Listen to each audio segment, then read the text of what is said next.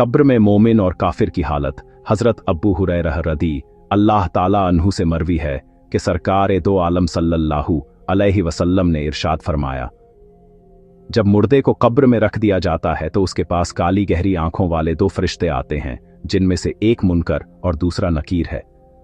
वो दोनों उस मुर्दे से पूछते हैं कि तुम इस आदमी यानी मोहम्मद सल्लल्लाहु अलैहि वसल्लम की निस्बत क्या कहते थे? अगर वह आदमी मोमिन होता है तो वह कहता है कि वो अल्लाह के बंदे हैं और उसके भेजे हुए रसूल हैं, और मैं गवाही देता हूं कि अल्लाह के सिवा कोई माबूद नहीं है, और बिलाशुबह मोहम्मद सल्लल्लाहु अलैहि वसल्लम अल्लाह के बंदे और उसके रसूल हैं। यह सुनकर वो दोनों फरिश्ते फरमाते हैं, हम जानते थे कि तू यकीनन यही कहेगा। उसके बाद उसकी कब्र की लंबाई और चौड़ाई में 70-70 गज कुशादा कर दिया जाता है और उस मुर्दे से कहा जाता है कि सो जाओ। मुर्दा कहता है, मैं चाहता हूं कि मैं अपने अहल ओ अयाल में वापस चला जाऊं ताकि उनको अपने इस हाल से बाखबर कर दूं।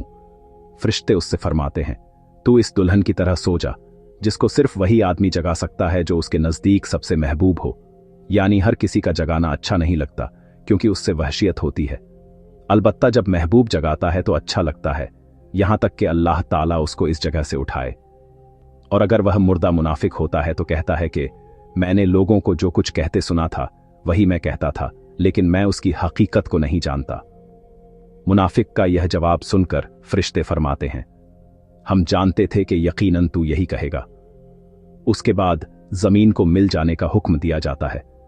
चुनांचे जमीन उस मुर्दे को इस तरह दबाती है कि उसकी दाईं पसलियां बाईं और बाईं पसलियां दाईं निकल आती हैं, और इसी तरह हमेशा अजाब में मुब्तला रहता है, यहां तक कि अल्लाह ताला उसको इस जगह से उठाए।